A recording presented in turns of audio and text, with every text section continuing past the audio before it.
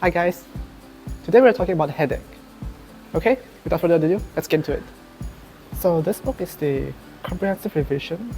This book, the book I always use for revision, and it lists down all the causes, not all but most of the causes of headaches right here.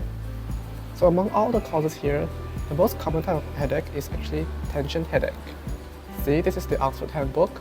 It says that tension headaches are the most common. It actually affects 2 in 3 Americans. The second most common is actually migraine. And we have the rarer type of headache, which is known as cluster headache under trigeminal autonomic encephalogias. As a doctor, we'll always ask about the onset of the headache. When does it start? Because we want to differentiate whether it's acute, subacute, or chronic headache. If it's acute, maybe it's within 24 hours, then there are some causes that we shouldn't miss. Because the acute headache can be life-threatening. Think about intracranial bleed. When you knock your head, or even when you're sitting there, but your brain has an aneurysm. When the aneurysm actually ruptures, causing increased intracranial pressure in your brain and causing severe headache, what we call as subarachnoid hemorrhage, then the doctor has to take immediate measures to it. So the type of headache that I said just now is actually the cranial or cervical vascular disorders right here. So we can see there are a lot of causes here: cerebral ischemia, intracranial hemorrhage, vascular malformation. Arthritis is the one that's less common. Venous sinus thrombosis, and some genetic. Pituitary apoplexy, this too is less common. So these are all grouped under secondary headache. Secondary headache is like secondary hypertension. There is a cause, there's primary disease, and that primary disease is causing a complication, which is headache. Primary headache, maybe you only have a risk factors, but you don't actually have a primary disease. And this headache is actually the primary disease, right? So once we rule out the most important life-threatening causes of headache, we can talk about some other causes like non-vascular intracranial disorders or substance-induced. You should read about this by yourself. And we should also ask about meningitis. But of course, for any infections, we'll ask about the fever and the onset. So we'll get back to Oxford Handbook. Let's look for meningitis. So just now we talked about rapid onset. Rapid onset is subarachnoid hemorrhage that we shouldn't miss, and meningitis, and also encephalitis. These are all acute in onset. Some of the most typical symptoms of meningitis is, of course, fever. Every infection has fever, and also photophobia. Photophobia means the person is afraid of light. And then you should also ask if he has stiff neck. Is it difficult to turn his neck around? So if you say yes to all these 3, then we should suspect meningitis. And also less common infection, encephalitis. You should ask about fever and any altered mental behaviors. And if it says the onset is subacute, so if it's chronic headache, we should think about migraine or tension headache that may be lasting for 10 to 20 years throughout their lifetime. And whenever they feel any pain, they just take painkillers. But those shouldn't be a life-threatening cause. We should rule out the acute and subacute causes first, and then, of course, sometimes when we eat very cold food like ice cream or ice, we feel headache, or we call it brain freeze. That was actually primary cold-induced headache. Sometimes when we exercise for too much and the blood supply to our brain is not enough, we call it primary exercise-induced headache. Sometimes sometimes if you have external pressure on our head, like something is pressing on our head and it causes headache, it's actually primary external pressure-induced headache. Those things are actually called primary headaches because we don't actually have a cause to our headache. See these others? Primary cough headache. Coughing can cause headache, exercise, thunderclap headache, cause stimulus, external pressure. Well, these, some of the headaches. So other than onset of headache, we should also ask about the location of the headache because different headaches affect different locations in our brain. Let's take a look. So I believe you've seen this picture before, right? So this is tension headache. The most common type of headache that I said just now is actually band-like. See, it's like a band wrapping around your head. And migraine is usually half of the head, from the front to the back. And this is cluster headache. Cluster headache is less common, but it's very severe. It usually affects the periorbital or retroorbital area of the brain. And post-traumatic, this is when you knock your head, usually knock here, here, or the neck. And this is sinus headache. Sinus headache usually affects the sinus of the nose, so you expect some pain around the retroorbital areas of the eyes or around the nose. So now we know the location of the headache, it's also good to know some of the typical features of some very common type of headache. Like, is it recurrent? Is it episodic? How long does it last? Does it happen around the day, around the time of day? We'll get into it. So we're back to the comprehensive revision, right? It lists down some of the most common type of like migraine, tension, and cluster. So when we ask the patient, is the headache recurrent? Is it coming back very often? Think about migraine, tension, cluster, right? We should also ask about the intensity. From the scale of 0 to 10, how would you rate your pain? If it says 7 or 8, 6, 7 or 8, it's painful, but it's not distressing, but it's causing so much discomfort to the patient. Think about migraine. If it says it's 4 or 5, it's sometimes 3, that means it's mild to moderate. We think about tension headache, see? But cluster, think about something very severe. It can be 8 to 9, sometimes not 10, it can be 8 to 9, because cluster headache is also always severe because everything is clustered together. So about the duration, when we talk about duration, migraine, it can affect 4 to 3 days.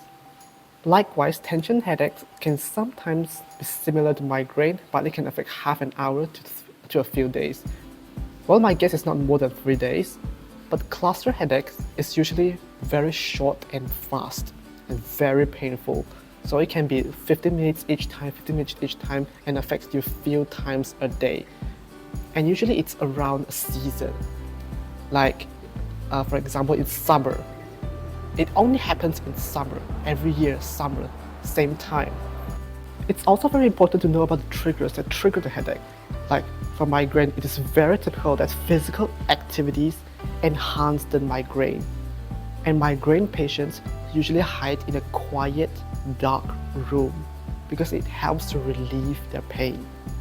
However, for tension and cluster headache, the cause is really unknown. There's not really a established cause to the headache, but some researchers suggest that alcohol, caffeine, or some bright lights, or intense physical activities, anything that you think can trigger your headache, then we should avoid it.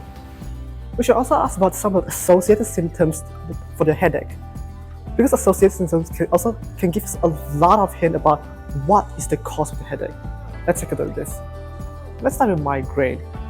As I just said just now, physical activity can trigger migraine, and migraine patients should rest in a quiet dark room. But sometimes migraine patients can have aura or some mood changes. Aura means you can actually see something before your headache, like scintillating scotoma. It's a black spot that we sometimes see when our eyes are exposed to too bright sun. Migraine patients can see that before their headache, some.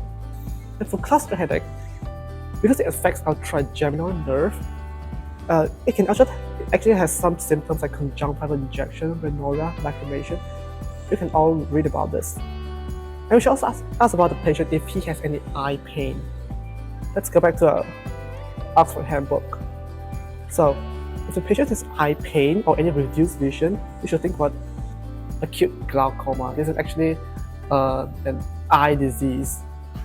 Okay, and we should also rule out infection by asking if there are any fever associated, or any neck stiffness, or any photophobia, scared of light. These are all signs of meningism because it causes meningitis. Because subarachnoid hemorrhage can have similar symptoms to meningitis, so we should rule out meningitis by asking about all those details because subarachnoid hemorrhage. So to diagnose headache, usually a very detailed clinical history is adequate, which means we just have to ask the questions that we've discussed just now. Unless you know it is a subarachnoid hemorrhage, then we may need a CT brain to diagnose it, or if it is a meningitis, then we need to proceed as a meningitis patient. But otherwise, if it's just a migraine or tension headache, then we can just proceed with the treatment. So I really want to mention it right here. The best treatment for headache is actually not some medication, but it's actually just avoiding the triggers that triggers your headache. Some triggers might not be well known, but if you feel like maybe intense physical exercise can cause a headache, then you can just reduce your exercise intensity. But if there are any other headaches like caffeine or substances, medications that cause headache, then we can just reduce on the number of medications that we take. Okay, now we're back to our Oxford Handbook. Look, this is under migraine. For the management, first line is always avoid identified triggers. And if the attack is not really severe, we can just consider treatment during attack. Like we're giving oral triptan. Triptan is a type of medicine that is specific for migraine. So we can only take the triptan during attack if the attack is not too severe. But if the attack is very severe, like it's happening so often that it's affecting our daily activities, then we can sometimes give prophylactic treatment. Prophylactic treatment means we are taking that drug every single day for a period of time. And then after the period of time, if the frequency of headache attack decreases, that means a prophylactic treatment is useful. And then maybe we can just gradually decrease prophylactic treatment until the headache is gone completely, or sometimes it cannot be gone completely. We can just control it at a very less frequency, and then we stop the treatment. And then when the attack really comes, then we just take the oral triptan again during the attack. But for a specific type of headache, cluster headache, that I've said just now, it usually happens in clusters, like in the summer of the year. So we can actually expect what time of day that it hits. So during summer, maybe before summer, we can actually start to take prophylactic medications like corticosteroids before the attack. We'll go back to our Oxford Handbook. See, for cluster headache, preventives, avoid triggers. And for the medication, it usually gives corticosteroids, but we can only give it for short term, which means it is not for life. Maybe we give it for 2 weeks or a month and see how the disease progresses. But we'll usually give corticosteroids for preventive measures, maybe around the time of the year that we expect some attacks of headaches. Well, I suppose that's basically everything that I want to tell you today. Just remember, when headache comes, you should also always take a very detailed clinical history about the onset, because we should always rule out the life-threatening causes of headache like intracranial bleed or aneurysm. Otherwise, just avoid your triggers and take some medications as it's necessary. And with that, I hope everybody learned something today, and I'll see you in the next video. Goodbye.